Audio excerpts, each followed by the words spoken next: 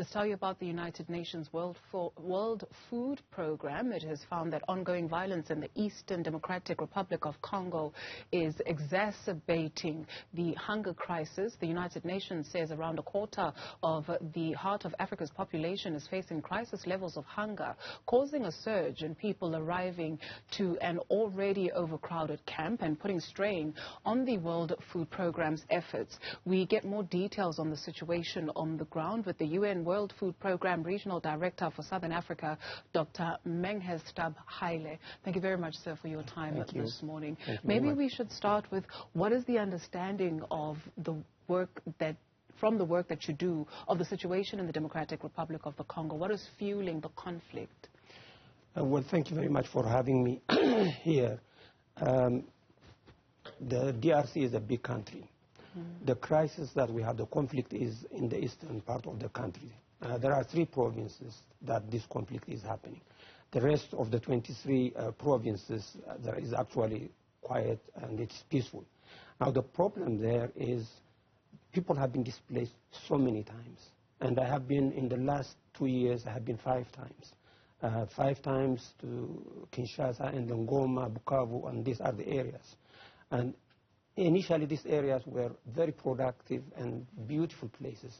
But today, it's really bad. The way there are displaced people, about 60 women a day are raped. Children have no place to go. There are about 800,000 internal displaced people just outside Goma. There is nothing that they could do. So the World Program does provide assistance, but it's not enough, and this is not sustainable. So what everyone hopes is to stop the conflict, and the conflict is regional.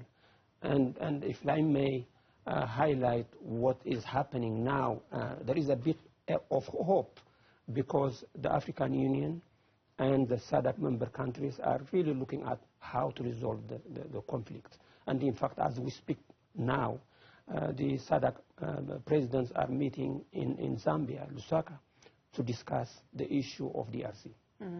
It's been going on for a number of years, almost 30 years, if not more than 30 years, and we're not even talking about the time of King Leopold. But when you speak of stopping the conflict, and you speak of the efforts of the African Union, and you speak of the efforts of SADC presidents, to your understanding, when you take a flight and you get to the heart of Africa, when you land, why do we find that millions of people are displaced? Why do we find that women and children are on the back foot? Why? Why are we finding uncles, fathers, brothers? Why? Why is there conflict? Why? That is a question that I would always ask myself. DRC is one of the richest places on earth. The minerals that we want are there. The forests that will protect our environment are there. And exactly what you are asking, why?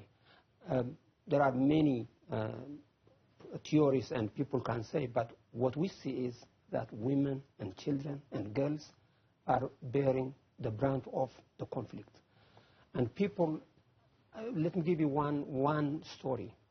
This is, I was talking to the women there, and a woman asks me, what do you think this child you see over there, who is the role model of that child? And I did not have an answer. And she said, it is all those killers and the rapists and all those who carry guns. So this child, when he grows, he wants to be one of them. And what are we doing? And as Africa, as a continent, this is, as you said, 30 years is too long. And we need to resolve this. Now, I would call upon also, because as I said, there are 3 provinces that are the insecurity, but there are 23 provinces.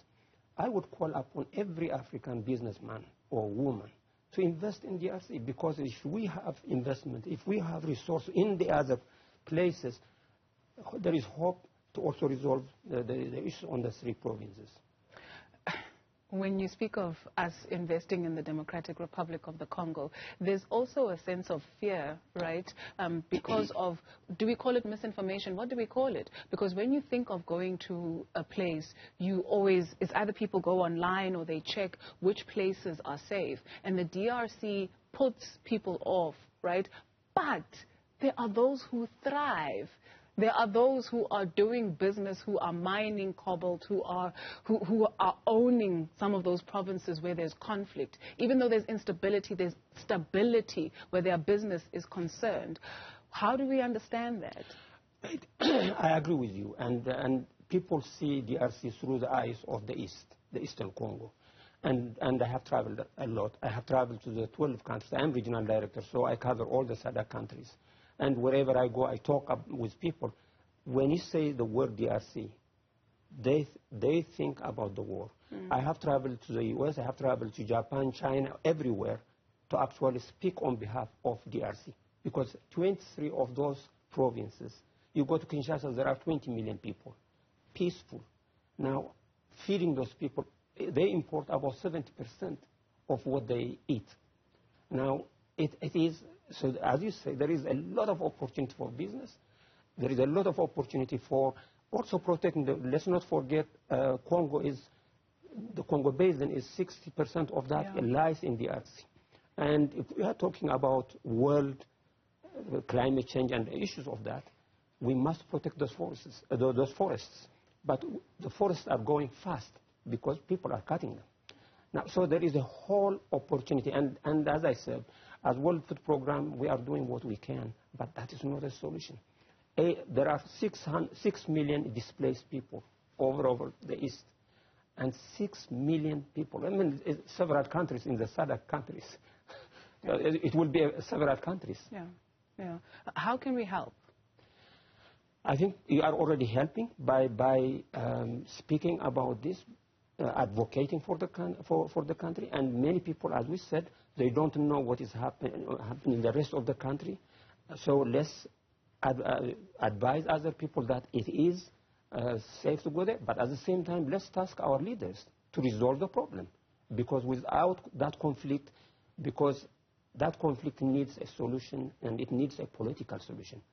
Armed forces is not going to be enough to solve the problem. There is a need, and then there are several countries involved.